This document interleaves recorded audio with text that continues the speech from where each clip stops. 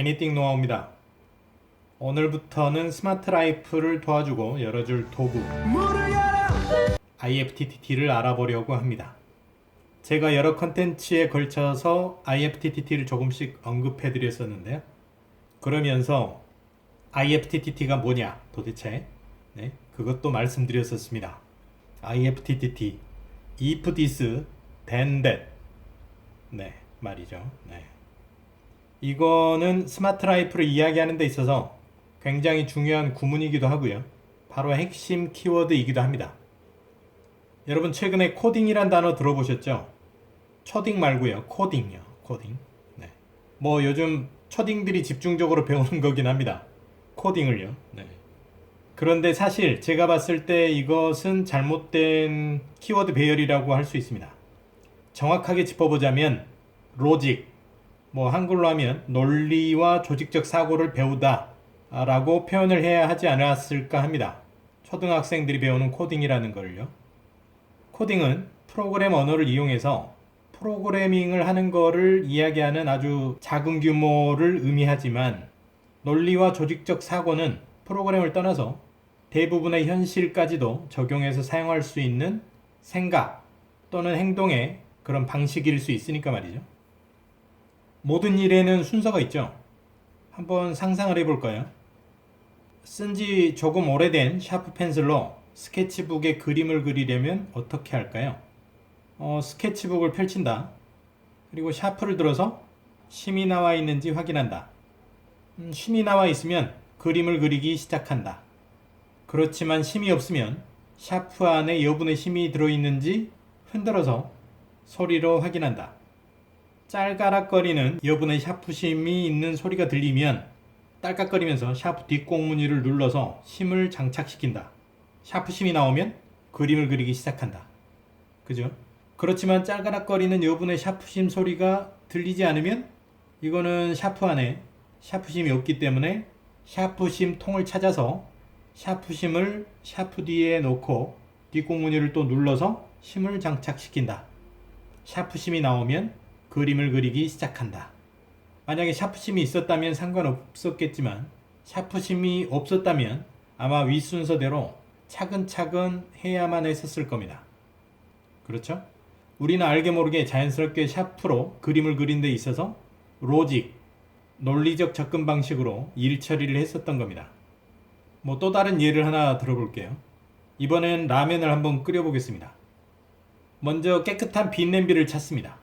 냄비가 비어있다면 물을 적당량 붓고요. 그렇지만 빈 깨끗한 냄비가 없고 설거지 안 된 냄비만 있다면 설거지를 해서 빈 냄비를 만듭니다. 여기에서 다른 변수가 하나 있는데, 대부분의 일반적인 남성의 경우라면 설거지 안 된 냄비도 라면 끓이는데 문제가 없다고 생각하는 경향이 있기 때문에 바로 물을 붓는 경우도 있습니다. 요 경우는 뺄게요. 저도 경험해봤는데 라면 끓이는 데는 큰 상관이 없었습니다만 통을 맞아가지고 제가 안 죽어 이 새끼야. 그리고 더 맛도 있었습니다만은 요 경우는 뺄게요. 설거지 하는 조건 요거를 집어넣고요. 어디까지 했나? 빈냄비를 만들어서 물 붓는 것까지 했죠. 깨끗한 빈냄비. 그러면 가스레인지 위에 놓고 불을 켭니다. 불이 켜지면 물이 끓을 때까지 기다립니다. 그런데 가스레인지 위에 놓고 불을 켰는데 불이 켜지지 않으면 가스레인지의 중간 밸브가 잠겼는지 확인하고, 잠겼으면 밸브를 열고 가스불을 켭니다. 불이 켜지면 물이 끓을 때까지 기다리게 되죠. 그리고 물이 끓으면 라면과 스프를 넣고 3, 4분 기다립니다. 국물 맛을 보고 짜면 물을 더 붓고 적당하면 시간을 정확히 지킵니다.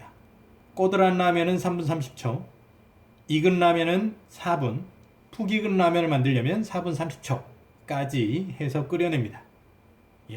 역시나 마찬가지죠.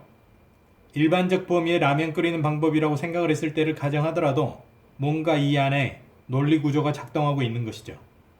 재밌죠, 여러분? 이런 게 논리 구조라니 말이죠. 쉽게 말하자면 논리라고 하는 것은 일종의 추론이라고 할 수 있겠습니다. 어떤 원인과 그에 따른 결과를 규명하는 것이고요. 현대과학을 지금에 이르게 한 근간적인 사고방식인 것이고요. 또 논리구조라고 하는 것은 이처럼 어떤 목적을 이루기 위해서 각 프로세스에서 해줘야 할 일이 있을 때 그 프로세스별로 발생하는 조건을 구분해 놓고 조건별로 이행하는 결과에 따라 내가 예측한 결론에 또는 내가 유도해 놓은 결론에 이르도록 구조화해 놓은 것. 이것을 논리구조라고 하는 것입니다. 그리고 이런 걸 기계들이 알아듣는 특수한 언어로 써놓는 것을 프로그램이라고 하는 것이고요. 뭐 컴퓨터가 사용하는 각종 소프트웨어라든가 게임 또는 우리가 사용하는 스마트폰 앱들 모두 이런 논리적인 구조를 가지고 있는 것이죠. 그러면 여기에서 다시 여쭤볼게요. 스마트 라이프가 뭘까요? 아마 이렇게 생각하셨을 겁니다. 편리하게 살도록 주변의 장치들이 도와주는 것이라고 말이죠. 맞습니다. 바로 그것입니다. 요즘은 모든 장비들이 작아지고 여러 기능들도 수행해내고 할 수 있도록 기능이 좋아지고 있습니다. 이런 장비들이 내가 편하게 수월하게 삶을 영위할 수 있도록 도와준다. 뭐 그런 것이 바로 스마트 라이프인 것이죠. 간단합니다. 그러면 그런 장비들이 나를 돕게 하려면 어떻게 해야 할까요? 바로 이런 장비들에게 내 삶의 패턴을 인식시키고 논리 구조를 만들어줘서 내가 행동하는 것에 따라서 상호작용하면서 나를 돕도록 논리 구조를 대입해주는 것. 그런 것이 필요한 것이죠. 뭐 아까 말씀드렸듯이 코딩이라고 해도 좋고 뭐 프로그래밍이라고 해도 좋고 뭐 어떤 말이나 상관없습니다. 그런 말들이 중요한 건 아니고요. 다만 내가 필요로 하는 편리함을 얻기 위해서는 장비들로 하여금 상황에 따라서 대입해 놓은 행동을 하도록 조건별로 패턴을 만들어주는 것. 이게 중요하다는 겁니다. 예를 들어 보겠습니다. 평소에 회사에서 일하고 있는데 회사가 굉장히 조용한 회사입니다. 그런데 내 핸드폰으로 걸려온 전화 소리가 너무 크다. 뭐 그럴 때 있잖아요. 네? 어우 깜짝이야. 뭐 그럴 때 있지 않습니까? 막 사람들 다 쳐다보고 네? 뭐 그런 상황이요. 성격 더러운 어떤 사람은 그 벨소리 좀 줄여놔 이렇게 따지는 사람들도 있고요. 지는 어떻게 했나 가서 뒤져보고 싶기도 하고 말이죠. 네? 뭐 이럴 경우에 일일이 회사 도착하면 벨소리를 줄이기도 힘들고 뭐 귀찮기도 하고 말이죠. 뭐 그렇다 보면 까먹고 뭐 그렇지 않습니까? 그럴 때 바로 코딩을 해보는 겁니다. 조건을 부여해 볼게요.